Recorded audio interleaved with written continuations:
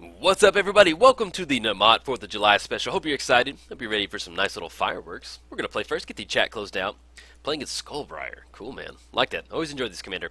Yeah, as far as opening hand goes, looks good. We have Arcane Denial, Pluto Delta. We're on the play, so we'll be able to stop that and then kind of get that commander tax going. Yeah, we'll keep on this one.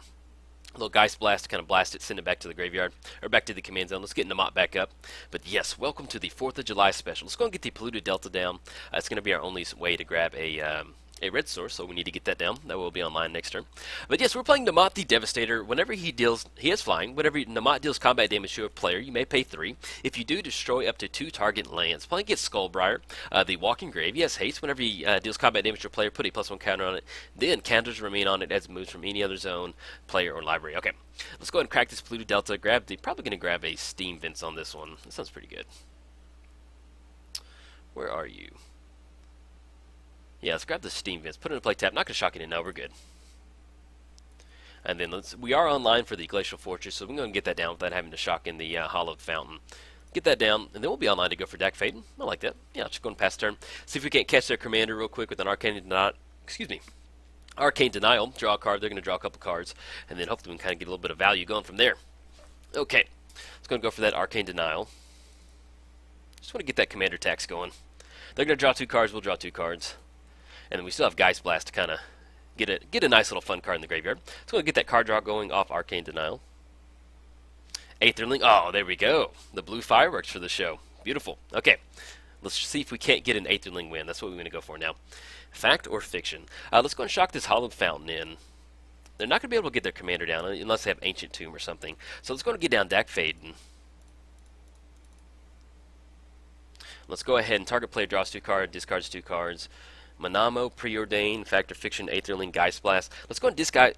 Well, do we want to hold on to Geist Blast to take care of the commander? Let's go ahead and we do hit the land drop for the turn. Let's go Fact or Fiction, and then Snapcaster.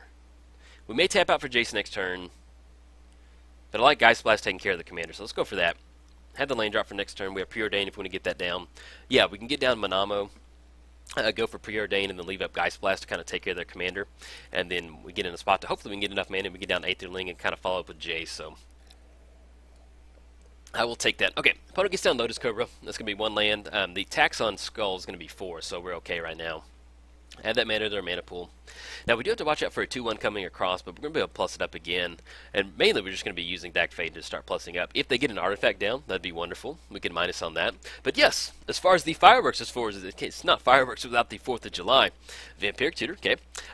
We have 3 6-drops. We have the blue coming in at Aetherling as the 6-drop premier, Elspeth at the 6 white drop, and then we also have Inferno Titan at the red drop. As far as the multicolored fireworks, we have some nice little 5-drops for you. We have in Boros, we have a Symbol of the Legion. In red-white, we have Keranos, God of Thunderstorms, whatever his name is. And then coming in at blue-white, we have Dragon Lord Ojatai. So some of my favorite Jeskai cards. And yeah, love Aetherling. Yeah, I got into Aetherling, but the Aetherling was one of the first Magic cards. I was just kind of like, oh, I get it. Magic's just not about turning creatures sideways. This is one of those tricky Magic cards. I cracked it during a pre-release, and I didn't really. It's kind of what taught me how to utilize stuff at instant speed. So I've always had a special place in my heart for Aetherling. That's why, because kind of taught you how to be able to exile it in response to stuff. I built like just a casual Aetherling control style deck, so it always felt good to cast like not Damnation. I didn't have it. It was like Wrath of God or Supreme Verdict. That's what it was. To cast Supreme Verdict and then bounce Aetherling in response. So, feels good. Okay, let's see what we draw into. We have Preordain. We can, if we just want to draw 2 off Dak Faden, we may be good. Let's go and get down Manamo. We want to go for hold up Geist Blast and then go for Ponder. Let's go and go for Dak Faden. Let's get a little bit extra value. Wrath of God. Okay, I like that. Let's go and discard the. We're gonna make the lander. We're online. Well, yeah, we're online if we draw into Entreat the Angels. Let's go ahead and let's get rid of Preordain. And let's go ahead and get rid of Jace. I really want to. I want to play around with Aetherling. Yeah, let's get rid of Jace. I'm okay with that. But we're gonna have some fun. Okay. And then we're gonna have Geist Blast coming out of our hands. And then I want to hold on. I want to hit the land, make sure we get to 6 for sure. So that's why I kind of held on to those lands. And we're not really that worried about a Lotus Cobra swinging across for 2 because we're still going to be able to keep activating Dak Faden. So, okay, the opponent gets down a Rogue Passage.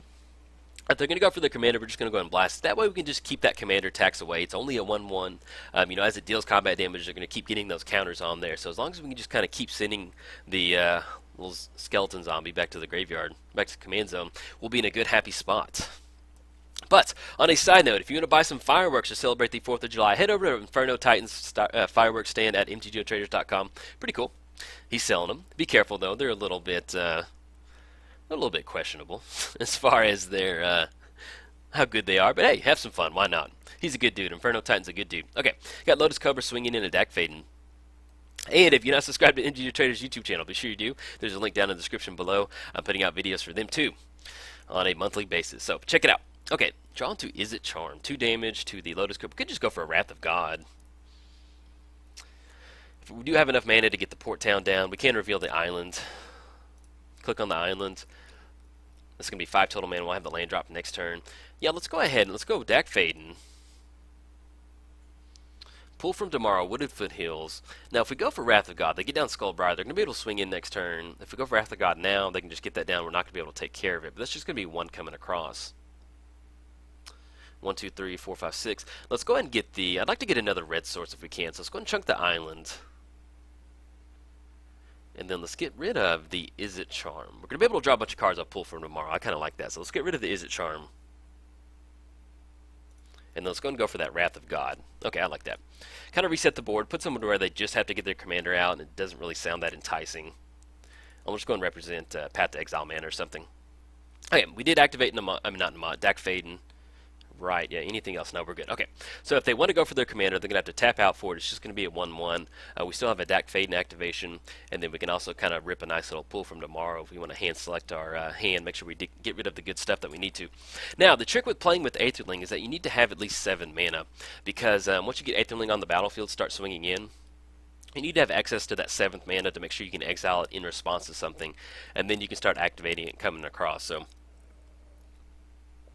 we maybe could have done this game a little bit differently, but you know, probably would have chunked Aetherling sooner, but I really enjoy playing with the card, and I have not got to play with Aetherling yet.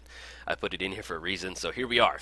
We're on the Aetherling game win plane. That's what we're going for. Okay, let's go get the Wooded Foothills down, unless we hit another lane. We'll see. Dragonlord Ojutai. Okay, let's go and get that down.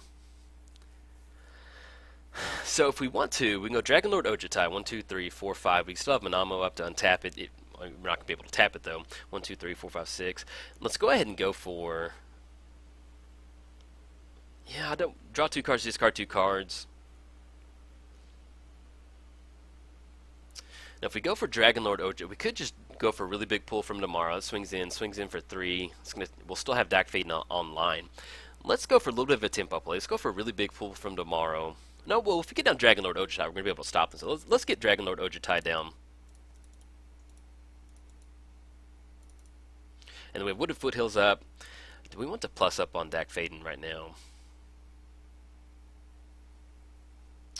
We're going to lose access to Geist Blast if we're going to blast the Skullbriar. Well, we'll just go and activate it. But we're pretty much going to hold on. I'd like to hold on to this assortment of cards, and then we can go for a pull from tomorrow next turn. Okay, 1, 2, 3, 4, 5, 6. That will be 7 to get down to Aetherling. I think we're okay with Skullbriar now. Yeah, let's go and get rid of the Geist Blast, and then we'll go and get rid of the Misty. We get the command tower down, go for Aetherling, and then we have Dragonlord Ojutai up to kind of block anything from coming in. If they want to go for Skullbriar, we can chump block it. Or if they want to swing it with Eternal Witness, we can chump block with it too. So let's put this in a kind of a good little spot. Okay, Vampiric Tutor.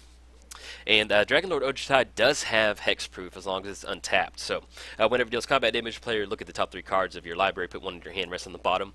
But the cool thing about having Dragonlord Ojutai out here is we have Manamo, School at Water's Edge. So for 1 blue mana, untap target legendary permanent, which Dragonlord Ojutai, if you're keeping score at home, is a legendary creature. So it gets us in a spot where we can swing in with Dragonlord Ojutai, then untap it to either block something from coming across, or they can... if they go for some sort of removal, we can untap it in response, and it'll have hexproof as long as it's untapped. So, love this card as a blue-white beater, any sort of control style beater. That's always fun. That's why I like Aetherling so much, is because it is a control style beat stick. I mean, it's just fun to get into a spot to where you can get Aetherling down, start chipping in for 8 damage. It's going to be an 8-1, so always fun. Okay, and our opponent does have Rogue's Passage, and they do have enough mana to activate it. If they wanted to start swinging in the Eternal Witness at Dak Faden, they could definitely go for that. But as far as next turn goes, we're going to be swinging in and then leaving up Manamo, get that trigger going first. That way we can respond to it with Manamo, make sure Dragonlord stays protected. Damnation. Got it. And that'll be a good spot to get down Aetherling. Okay, so let's go and crack this Wood of Foothills. Let's grab that second red sword. Let's go and grab that Tundra. Not Tundra. Volcanic Island. Getting mixed up in my head. There we go. Okay. And then let's go ahead and get the command tower down. If we want, well, let's just go and leave it. I guess it doesn't really matter. We just tap out for Aetherling at this point. Yeah, let's go and go for Aetherling. Because we could just tap the Monolith and get it down for 3 mana. Yeah, let's just go and do that. Then we have enough mana to kind of retap it later on. Okay. We got 3 in our mana pool. Let's go and go for Aetherling. That way, if we don't have anything to do next turn, we can just simply untap it. And then maybe go for a nice pull from tomorrow. Okay, so we have Aetherling down. We do have 1 blue mana to exile it. And we're going to go for Dak Faden. No, let's just go and hold off on a Dak Faden activation. Okay, so we got Aetherling. We can bounce it. Now, the way Aetherling breaks down is it has the exile clause. Exile it, return to the beginning at the... Return it to its owner's control at the beginning of the next end step. For 1 blue mana, it can't be blocked this turn, and then you can dump into the plus ability to start swinging across. Okay, we got Shriekmaw coming down. Let's go in Command Tower. Oh yeah, feels good. And they always remind me of like some German like pop stars or something. I don't know. Love it. Return to the battlefield, exile it. Boom. It's going to disappear. Hey, where's Aetherling? I think he was on the... Oh, I don't know where he went. Shriekmaw, do you know where Aetherling is? He disappeared. That is creepy. What happened? Oh, he's back. Stupid, but I love it. Okay. Drawn to Prairie Stream. Okay, so we've got Shriekmaw coming across. Let's go ahead and make Aetherling unblockable. Let's go and go blue. Let's just tap on the... There we go. It's going to be... Oh, dang it. Oops. Okay. that was a goof up. I meant to click unblockable. All right. Hey. I feel silly now. Let's go ahead and go for this pull from tomorrow. We'll still leave up enough blue mana to exile it. Pull from tomorrow for 3. And then we'll have to discard a card. Oh, I feel goofy now. Sorry, guys. Everybody. Discard a card. Let's go and get rid of the Temple of Enlightenment. We'll have a counterspell up. And then we can go for Dak Faden activation, draw 2 cards. Enlightened Tutor. We do have Personal Tutor. We can put that on top and draw a, with Dak Faden, draw the Miracles. So let's go ahead and chunk the Plateau. And then let's go ahead and chunk the Counterspell. Does that sound good? Counterspell? Let's get rid of the Enlightened Tutor. Okay, I like that.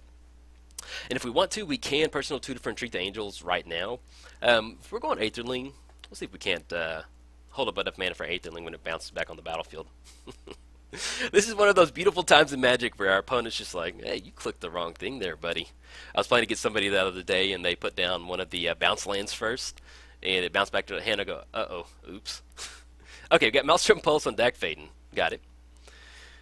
But yeah, it's just one of those beautiful times in Magic where, hey, I don't think you meant to do that, did you?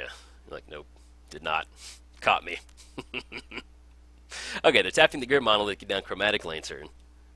So, we will go, I just got a little trigger happy. We'll go for the second blue activation next turn, and then we'll be in a good spot. This wanted to leave. We could have gone for Personal Tutor and Treat the Angels, but I wanted to get a nice little Aetherling swing in. We can kind of set it up next turn. Kind of go for that, untap the Monolith too. Command Beacon. Okay, let's go and get that down. Let's just go and swing in, coming in hot. And we'll go and dump out for this too. Swing in for 4. Make sure we activate the correct one.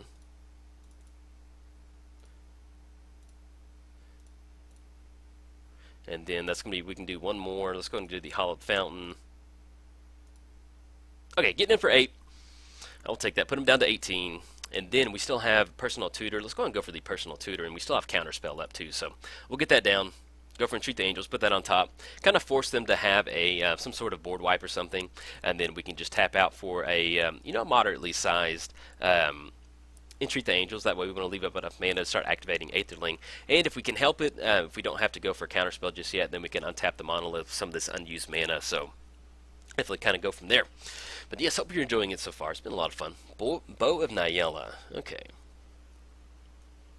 Let's double check those modes. So, put a +1 counter on target creature, deals 2 damage to target creature with flying, you gain 3 life, put these top 4 cards from your graveyard on the bottom of your library in any order. Okay, so that does turn the Maelstrom Pulse on to where they can put it on top, or Damnation, put it on the bottom and then kind of tutor it away, or search for it up. They did use a Vampiric Tutor, so we may see a Demonic Tutor or something like that.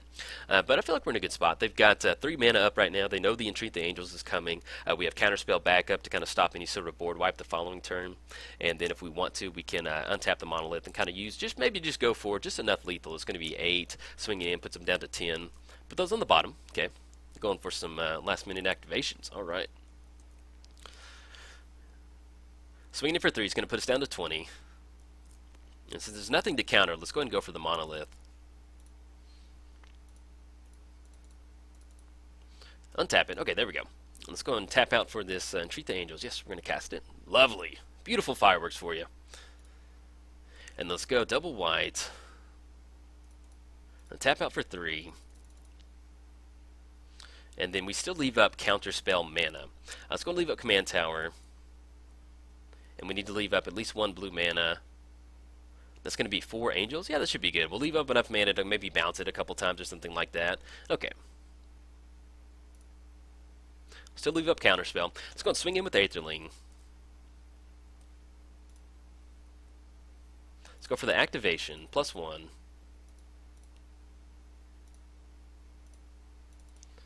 And we need to leave up 1 blue mana for Counterspell and a Exile. There we go. Okay, so we're going to for 7. We're going to put them down to 12. And then we still have Counterspell up and a Bounce spell to kind of take care of Aetherling. And then we can just slowly chip away at that.